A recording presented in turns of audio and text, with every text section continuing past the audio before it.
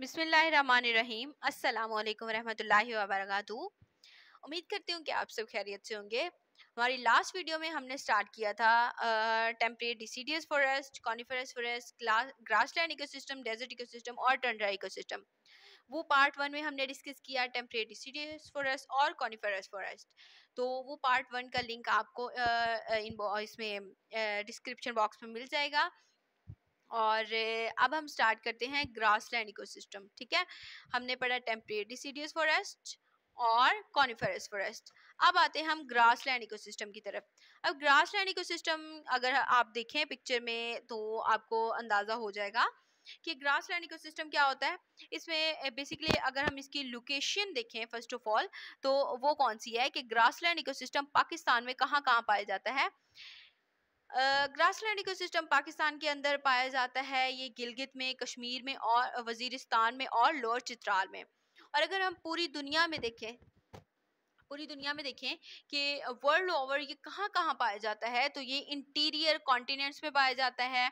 ठीक है, जैसे कि हमारे पास पेरीज ऑफ नॉर्थ अमेरिका है, पैम्पस ऑफ अर्जेंटीना है और स्टीप्स ऑफ रशिया है और वेल्स ऑफ अफ्रीका है।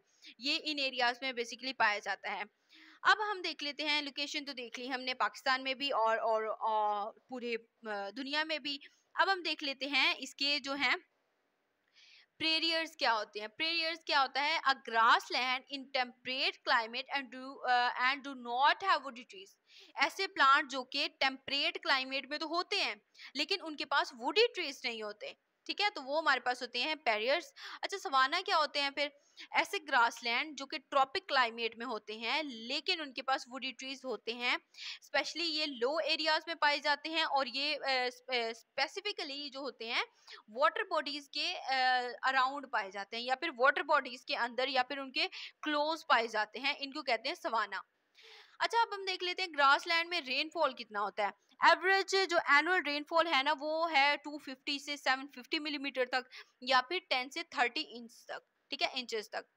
ये जो ग्रासलैंड है बेसिकली स्फीयर ड्रॉट को फेस करता है। और इसके अलावा ये जो ग्रासलैंड है ये कहाँ पे पाया जाता है, ये जो है ये डिफरेंट रीजन्स में जहाँ जहाँ पे ये पाया जाता है, वहाँ पे क्या होता है, मीन एनुअल रेनफॉल जो है ना वो मिडवे होता है बिटवीन फॉरेस्ट और डेजर्ट। फॉरेस्ट और डेजर्ट के बीच का जो होता है ना ये क्या कहते हैं एनुअल रेनफॉल, वो होता है यहाँ पे बेसिकली ग्रासलैंड इकोसिस्टम के अंदर।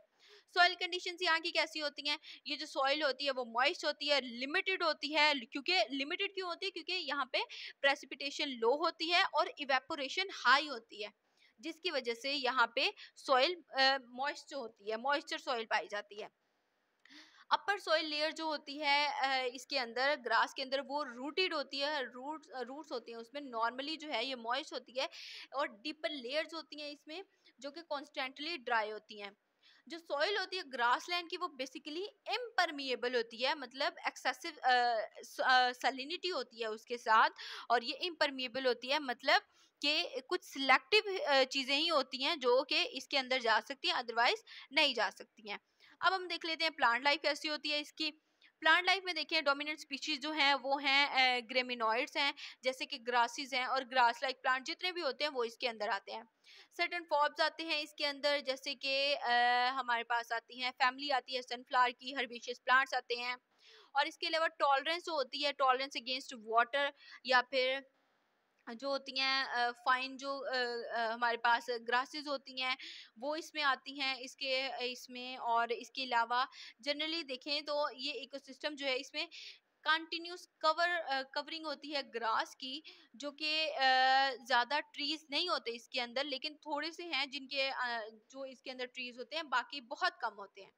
अच्छा, लेयरिंग कैसी हुई होती है इसकी ना, इसकी भी बेसिकली कितनी लेयर्स हैं हमारे पास, 2 लेयर्स होती हैं, सॉरी 3 लेयर्स होती हैं इसके पास। इसमें क्या होता है, ग्रासेस होती हैं डिफरेंट साइज की जो कि उनकी लेयर्स के हिसाब से अरेंज हुई होती हैं। मोस्ट कॉमन जो है वो 3 लेयर्स हैं। फर्स्ट लेयर जो है वो टॉल ग्रासेस की होती है, जिसको कहते हैं, अच्छा इसकी एग्जांपल अगर हम देख लें, एंड्रोपोगोन एंड पेंशियम। ठीक है, ये फर्स्ट लेयर और ये इसकी एग्जांपल है। सेकेंड लेयर कौन सी होती है, ये जो मिड हाइट की होती है, एक लंबे हो गए वो फर्स्ट लेयर, उससे कम जो है वो सेकेंड लेयर होती है। इसमें स्टीपा आ जाता है, स्पोरोबोलस आ जाता है और ओराइजोप्सिस आ जाता है। ये सारी की सारी आती है सेकेंड लेयर में। अब आते हैं थर्ड लेयर की तरफ। थर्ड लेयर जो है ये शॉर्ट ग्रासेस होती हैं, फॉब्स होती हैं, और मतलब सबसे ज्यादा शॉर्ट जो होती है ना वो थर्ड लेयर में होती हैं। इसमें पोआ और बॉर्मस आते हैं, मॉसिस, लाइकन्स वगैरह भी इसी के अंदर आते हैं। अब बारी आती है एनिमल लाइफ की। एनिमल लाइफ में क्या होता है, जैसे कि लिमिटेड प्लेसेस होती हैं हर चीज़ के लिए, शेल्टर वगैरह जो होती है वो बहुत ही लिमिटेड होती है। जैसे सनलाइट और प्रीडेटर से बचने के लिए शेल्टर की ज़रूरत होती है, तो most of the plants, most of the animals जो हैं वो बरोज में रहते हैं, ठीक है। और इसमें क्या होता है, हर्बीवोर्स होते हैं, कुछ प्रीडेटर्स होते हैं। अच्छा, हर्बीवोर्स क्या करते हैं, ये डोमिनेंट स्पीशीज होती हैं हर्ब्स की, जो कि हर्बीवोर्स होते हैं ये, और इसके अलावा कुछ इनवर्टिब्रेट्स होते हैं जो कि क्या करते हैं, कंप्लीट हर्बीवोर्स होते हैं जो कि प्लांट में फुलिएज करते हैं। अच्छा, कुछ लार्ज एनिमल्स भी होते हैं जैसे कि ज़ेब्रा है, वाइल्ड हॉर्सेस हैं, और ये सारे के सारे किस में आते हैं, हर्बीवोर्स में आते हैं। अब नेक्स्ट आते हैं हम प्रीडेटर्स की तरफ। प्रीडेटर्स में क्या होता है, प्रीडेटर्स में रेप्टाइल्स आते हैं, एम्फीबियंस आते हैं, मैमल्स आते हैं, लिजर्ड्स, टॉड्स एंड टर्टल्स आते हैं, जो कि क्या करते हैं, प्रे करते हैं इंसेक्ट्स के ऊपर और छोटे छोटे एनिमल्स के ऊपर। ये अपनी फीड के लिए डिपेंडेंट होते हैं। और इसके अलावा फॉक्सेस और वॉल्व्स जो हैं वो भी मैमल्स में आते हैं, वो भी इसी कैटेगरी के अंदर आते हैं। नेक्स्ट है हमारे पास डिकम्पोजर्स। डिकम्पोजर्स कैसे होते हैं, डिकम्पोजर जो होते हैं, बहुत सारे बैक्टीरिया होते हैं, एक्टिनोमाइसीट्स होते हैं, फंजाई, मॉसिस वगैरह होते हैं, वो भी इसमें पाए जाते हैं, ठीक है। तो ये बेसिकली हमारे पास थी इनकी कुछ टाइप्स। अच्छा, इसमें प्रोडक्टिविटी कैसी होती है, प्रोडक्टिविटी को हम कैसे डिफाइन कर सकते हैं कि प्रोडक्टिविटी में प्रोडक्शन होती है न्यू बायोमास की पर unit time, per unit area, ठीक है। तो मैं इसकी डेफिनेशन एक बार रिपीट कर देती हूँ। Productivity can be defined as the rate of production of new biomass per unit time, per unit area.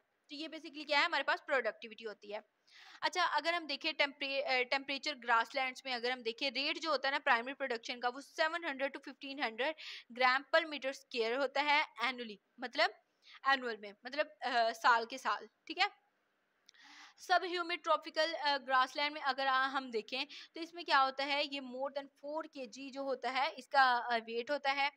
Annual grassland में अगर बड़ी बड़ी ग्रासेस को हम देखें सॉरी, बड़े बड़े ग्रेजिंग एनिमल्स को अगर हम देखें तो वो क्या करते हैं, रिलेटिवली स्मॉल अमाउंट को वो कंज्यूम करते हैं।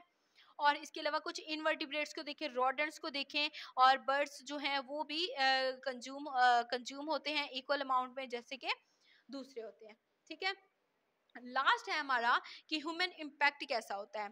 अच्छा, कुछ ही ग्रासलैंड्स होते हैं जो कि प्रोटेक्टेड हैं, लेकिन दूसरे जो हैं कोई भी प्रोटेक्ट नहीं है। जैसे कि पिछले इकोसिस्टम्स में भी हमने डिस्कस किया, मतलब पिछले ग्रासलैंड इकोसिस्टम में भी हमने डिस्कस किया कि क्या करते हैं लोग अपने फायदे के लिए, या तो काट देते हैं दरख्तों को, या फर्टिलाइजर्स यूज करते हैं, या फिर शेल्टर के लिए, या फिर फूड के लिए, या फिर अपने फूड के लिए ऐसे, क्योंकि उसको बेच के फूड यूज कर सकते हैं, फूड ले सकते हैं अपनी। और इसके अलावा अपनी ज़रूरियात पूरी करने के लिए क्या करते हैं, लकड़ियाँ काटना शुरू कर देते हैं। तो यहाँ पे भी सेम चीज़ होती है। फर्स्ट ऑफ ऑल है क्रॉप प्रोडक्शन, जो नेचुरल ग्रासलैंड होता है ना, इसमें और इसमें क्या है कि क्रॉप प्रोडक्शन के लिए उसको यूज करते हैं, और लाइफ स्टॉक मैनेजमेंट होती है उसमें। लेकिन जो स्मॉल फ्रैक्शन होती है ना वर्ल्ड ग्रास की, वो सिर्फ कल्टीवेशन में आती है, लेकिन छोटी सी अमाउंट जो है ना दुनिया की, वो कल्टीवेशन में आती है। बाकी सारी की सारी क्लाइमेटिक कंडीशंस की वजह से, सॉइल इरोजन की वजह से, या फिर सरफेस की लेयर्स की वजह से, या फिर सैलिनिटी की वजह से क्या होती है, इफेक्टेड हुई हुई है। वाटर की डेफिशिएंसी होती है इसमें। जैसे मैंने बहुत सारे कंट्रीज हैं जैसे कि पाकिस्तान है, यहाँ पे क्या है, कैनाल्स और ट्यूबवेल्स जो है ना ये बहुत कम है, यहाँ पे बहुत डेफिशिएंसी है वाटर की। तो यहाँ पे जो है प्रॉपर कोई इसका वेल डेवलप कोई मैनेजमेंट नहीं है इसकी यहाँ पे, इस वजह से यहाँ पे ये चीज़ें कम होती जा रही हैं। नेक्स्ट आता है हमारे पास ग्रेजिंग। ग्रेजिंग में क्या होता है, ये प्रोमिनेंट इफेक्ट है ग्रासलैंड पे। ओवर ग्रेजिंग ऐसे क्या होता है, ओवर ग्रेजिंग करते हैं एनिमल्स, जिसकी वजह से क्या होता है कि सॉइल इरोजन होती है, और बहुत सारी लैंड जो है वो ग्रेजिंग करते करते डेजर्ट में कन्वर्ट हो जाती है। तो ये था बेसिकली हमारे पास ग्रासलैंड इकोसिस्टम। नेक्स्ट आता है हमारे पास डेजर्ट इकोसिस्टम। डेजर्ट इकोसिस्टम में क्या होता है, बेसिकली ये आप पिक्चर्स में देख लें, डेजर्ट कुछ प्लांट्स होते हैं, कुछ डेजर्ट एनिमल्स होते हैं। अच्छा, डेजर्ट इकोसिस्टम में जो है पाकिस्तान में कौन कौन सी लोकेशन है? थल है। थल कहाँ पे है? वेस्टर्न पंजाब में है, मियाँ वाली भक्कर में। और चोलिस्तान में अगर हम देखें तो साउथर्न पंजाब में है, फोर्ट अब्बास में, बहावल नगर में, और यजमान बहावलपुर में, चोलिस्तान में खानपुर में, और रहीम यार खान में। ये था हमारे पास थल डेजर्ट। अब थर्ड डेजर्ट कहाँ पे? थर्ड डेजर्ट जो है वो सिंध साइड पे है। ठीक है, दो तरह के डेजर्ट है, एक है थल और एक है थर। ठीक है, थर्ड डेजर्ट जो है वो सिंध वाली साइड पे है, और पंजाब वाली साइड पे थल डेजर्ट है ज्यादा। ठीक है, ये तो हमने देख लिया जी पाकिस्तान में। ठीक है, अब हम देख लेते हैं वर्ल्ड ओवर। वर्ल्ड ओवर कितने कहाँ कहाँ पाया जाता है? ये जो है हर कॉन्टिनेंट में है। Around 20 to 30 north and south latitudes हैं इसके। और इसके अलावा रेन शेडो जहाँ जहाँ पे होती है ये वहाँ पे पाए जाते हैं। और सहारा सहारा डेजर्ट है अफ्रीका का, जो कि दुनिया का सबसे बड़ा डेजर्ट है, सहारा डेजर्ट, जो कि अफ्रीका में पाया जाता है, वो भी डेजर्ट इकोसिस्टम में आता है। अच्छा, इसमें एनुअल रेनफॉल कितना होता है? 25 से 50 सेंटीमीटर तक होता है। अगर इंचेस में देखें तो 10 to 20 इंच होता है ये। और इसके अलावा अगर हम प्लांट लाइफ इसमें देखें तो प्लांट जो हैं वो कैसे होते हैं इसमें? प्लांट जो है वो यहाँ पे हाथ से लगाए जाते हैं। ठीक है, ये आपको छोटे छोटे प्लांट्स नजर भी आ रहे होंगे। यहाँ पे ज्यादा प्लांट्स ग्रो नहीं करते, क्योंकि डेजर्ट वाले एरिया में ना पानी की बहुत कमी होती है। अगर पानी की कमी है तो उनको ना वो वहाँ जो प्लांट्स उगाए जाते हैं ना उनको जो है वो कम पानी चाहिए होता है। वो खुद को ना ऐसे अडॉप्ट कर लेते हैं कि वो थोड़े से पानी में भी सरवाइव कर सकते हैं। ठीक है। अच्छा, वैसे मोस्टली जो होते हैं ना प्लांट्स वाटर पे ही डिपेंडेंट होते हैं, इसलिए ना ये जो डेजर्ट प्लांट्स है ना इन्होंने बहुत सारी एडेप्टेशंस की हैं वहाँ पे रहने के लिए, वहाँ पे सर्वाइवल के लिए। ठीक है, तो इनकी एडेप्टेशंस क्या है प्लांट्स की? तो प्लांट्स जो होते हैं ना वो कवर होते हैं थिक वाटर प्रूफ वैक्सी क्यूटिकल लेयर से, जो कि इवेपोरेशन या फिर इवेपोरेशन को क्या करते हैं? रोकते हैं, प्रिवेंट करते हैं। ठीक है, और इसके अलावा नंबर ऑफ स्टोमेटा जो हैं वो रिड्यूस हो जाते हैं। मतलब स्टोमेटा ओपन होंगे तो ऑब्वियसली उनको वाटर ज्यादा अमाउंट में चाहिए होगा फोटोसिंथेसिस करने के लिए। तो स्टोमेटा जो हैं वो रिड्यूस हो जाते हैं, रिड्यूस किए जाते हैं वहाँ पे प्लांट के वाटर लॉस को मिनिमाइज करने के लिए। इसके अलावा सक्सुलेंट्स कुछ सक्सुलेंट्स होते हैं जिनके पास एबिलिटी होती है वाटर स्टोर करने की। वो वाटर को स्टोर करके रखते हैं और ड्रॉट कंडीशन में उसको यूज करके अपनी डेवलपमेंट करते हैं। वाटर जो है वो स्टोर होता है स्टेम और लीव्स के अंदर, जैसे कैक्टी और दूसरे कुछ सक्सीलेंट प्लांट्स के अंदर। इसके अलावा है कि लीव्स जो होते हैं कुछ प्लांट्स के वो रिड्यूस होते हैं और एब्सेंट होते हैं। और कुछ श्रबी प्लांट्स होते हैं जो कि सरवाइव कर सकते हैं लॉन्ग पीरियड के अंदर। और इसके अलावा कुछ प्लांट्स ऐसे होते हैं जिनका शॉर्ट लाइफ साइकिल होता है, जो कि एक टाइम पीरियड कंप्लीट होने के बाद डेड हो जाते हैं। ये तो हमारे पास प्लांट लाइफ। अब आती है हमारे पास एनिमल लाइफ। एनिमल लाइफ कैसी है यहाँ पे? इसमें डेजर्ट एनिमल्स जो होते हैं वो स्पेशली क्या करते हैं? खुद को अडॉप्ट करते हैं उस इन्वायरमेंट के अकॉर्डिंग। जैसे ऊंट की एग्जांपल हम लेते होते हैं बेसिकली, कि ऊंट जो है वो क्या करता है, ये वो अपने अंदर पानी स्टोर कर लेता है, और जब उसको जरूरत होती है वो उसको यूज कर लेते हैं, और कई कई दिन तक वो प्यासा पानी के बगैर भी रह सकते। प्यासा तो नहीं रहता, खैर वो उसने जो अंदर वाटर स्टोर किया होता है उसको वो यूज करता रहता है। ठीक है, तो नेक्स्ट हमारे पास most of the smaller animals होते हैं जो कि पानी के बगैर भी जिंदा रह सकते हैं। ठीक है, छोटे छोटे एनिमल्स होते हैं जो कि पानी के बगैर जिंदा रह सकते हैं, और इनको खुराक की जो ज़रूरत होती है वो डेजर्ट से ही ले लेते हैं। और वाटर जो है वो प्रोड्यूस होता है जब सेलुलर रेस्पिरेशन होती है टिश्यूज के अंदर, तो वाटर प्रोड्यूस होता है। लार्ज एनिमल्स हैं जैसे कि डेजर्ट बिग हॉर्न, शीप वगैरह, कैमल वगैरह, ये सब क्या होते हैं? यहाँ पे डिपेंडेंट होते हैं। कुछ एनिमल्स जो होते हैं वो नॉकटर्नल होते हैं, और इसके अलावा कुछ एनिमल्स होते हैं जो कि एक्सक्रीट करते हैं crystals of uric acid as a nitrogenous waste. और कुछ होते हैं जो स्वेट ग्लैंड से जो कि क्या करते हैं, उनके नंबर ऑफ स्वेट ग्लैंड्स जो हैं वो रिड्यूस हो जाते हैं ताकि वो वहाँ पे सरवाइव कर सके। बाकी सबकी तरह इसके भी कुछ इफेक्ट्स हैं, ह्यूमन इफेक्ट। हो ही नहीं सकता कि इंसान जहाँ हो और कोई प्रॉब्लम ना हो, तो यहाँ पे भी इशू है। जो ह्यूमन एक्टिविटीज हैं वो ऐसे है कि एक्सटेंट जो है बायोमास का वो रिड्यूस हो जाता है। ठीक है, उसकी एक्सटेंशन रिड्यूस हो जाती है। ये क्या होता है कि इससे डेजर्टिफिकेशन बहुत ज्यादा कॉज होती है। ठीक है, तो इस प्रोसेस को हम कहते हैं डिजर्टिफिकेशन। मतलब जब ह्यूमन एक्टिविटीज जो है वो रिड्यूस करने लग जाएं, बायोमास की एक्सटेंशन को, उसके एक्सटेंट को कम करने लग जाएं, तो डेजर्ट्स जो हैं वो बहुत ज़्यादा फैलने लग जाते हैं। तो इस प्रोसेस को बेसिकली हम कहते हैं डेजर्टिफिकेशन। एक जो ड्रामेटिक एग्जांपल है ना इसकी, मतलब डेजर्ट के ह्यूमन, मतलब डेजर्ट पे ह्यूमन की, जैसे साहिल है, ठीक है, साहिल है, उसमें क्या हुआ, वो भी डेजर्ट में कन्वर्ट हो गया। और कुछ बॉर्डर्स हैं south edge of Sahara desert के, वो भी डेजर्ट है। और 25 ईयर्स पहले जाके देखें हम, एवरेज रेनफॉल जो है वो ज़्यादा होता था, लेकिन अब जो है वो बहुत ज़्यादा कम होता है। ह्यूमन पॉपुलेशन जो है उसने क्या किया है, उसने आहिस्ता आहिस्ता इन चीज़ों को ख़त्म करना शुरू कर दिया है।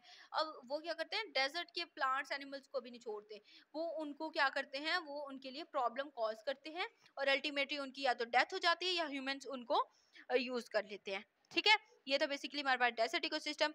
अब है हमारे पास लास्ट वन जो कि है इस चैप्टर का last topic, that is Tundra ecosystem. Tundra ecosystem में क्या होता है, ये इकोसिस्टम जो है वो इंटेंस कोल्ड होता है, और इसमें शॉर्ट ग्रोइंग सीजन होता है। ये मतलब सर्दियों में ना चीजें बहुत कम ग्रो होती हैं और गर्मियों में ज्यादा होती हैं। और इसमें ना बेसिकली दो टाइप्स पाई जाती हैं।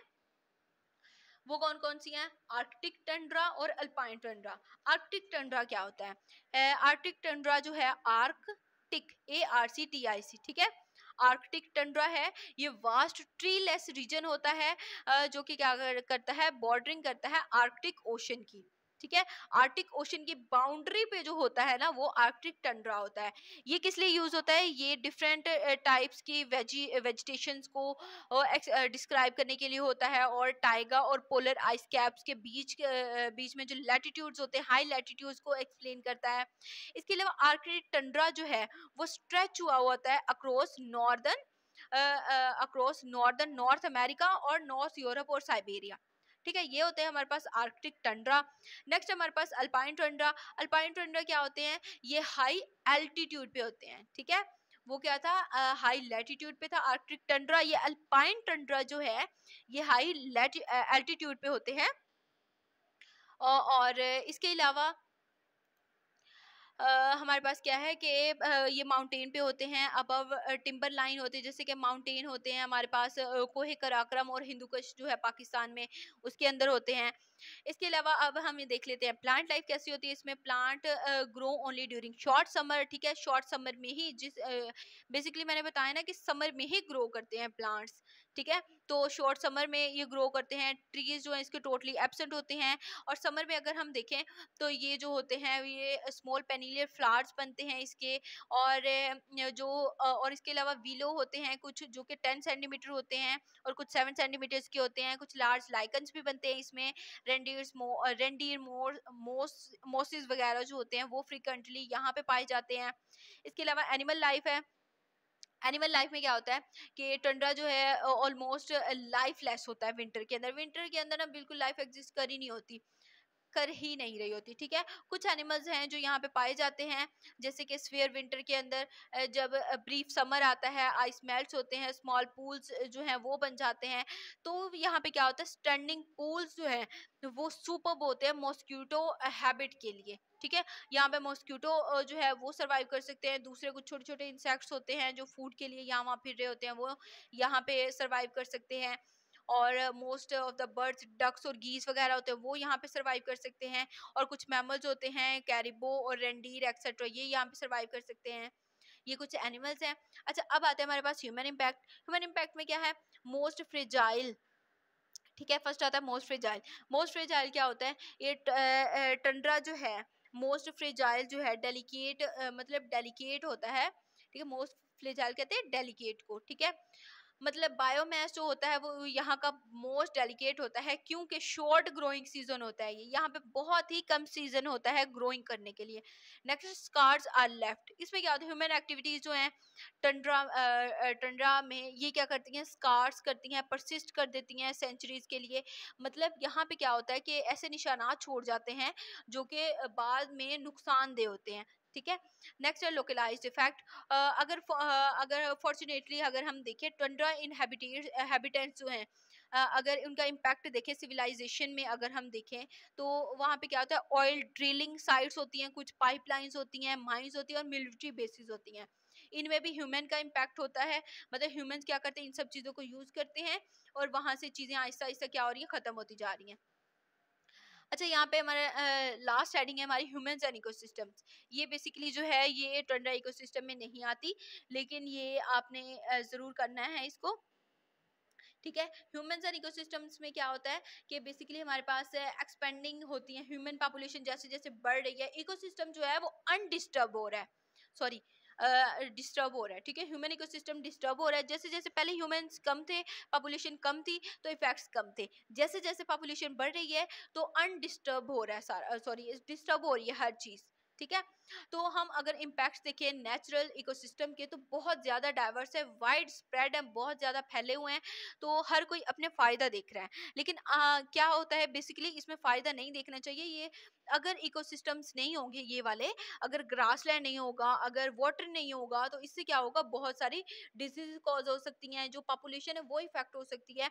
अगर दुनिया से पानी खत्म हो जाए या ये पौधे दरख्त खत्म हो जाए, ट्रीज खत्म हो जाए, तो आई डोंट थिंक सो कि पीछे कोई चीज रह जाती है।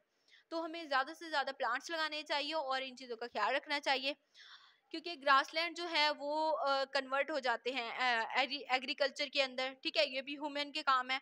और इसके अलावा फॉरेस्ट जो है उनको कट कर देते हैं लकड़ी के लिए, फ्यूल के लिए और कंस्ट्रक्शन के लिए।